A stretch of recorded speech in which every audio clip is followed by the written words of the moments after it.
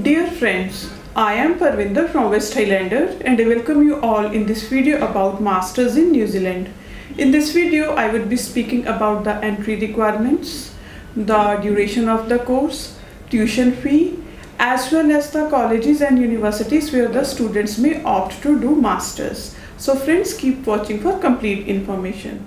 If you are an applicant wishing to do a master's course in New Zealand, then there are certain entry requirements which you must fulfill if you would like to get admission in your chosen course. The first one is academic requirement. Students must have a bachelor's degree with at least 55% of marks. This is the minimum entry requirement.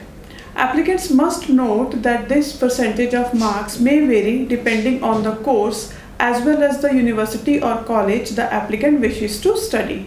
The students are highly encouraged to check with the exact entry requirements with the university they wish to study. The second requirement is of English language. Students need to have a IELTS band score of overall 6.5 with no band less than 6 in any of the 4 modules. Applicants may also submit an alternate English language test like PTE with an equivalent score. These were the academic requirements the applicants must meet if they would like to get admission into a master's course. In New Zealand, the duration of the master's course may be of 18 months or 2 years. So the applicants may get a course from 1.5 years to 2 years. So this depends on the subject of the master's degree the students would like to do in New Zealand. As an international student, the applicants are required to pay tuition fee to the university or college they wish to study masters. The tuition fee in New Zealand may range from New Zealand dollars 25,000.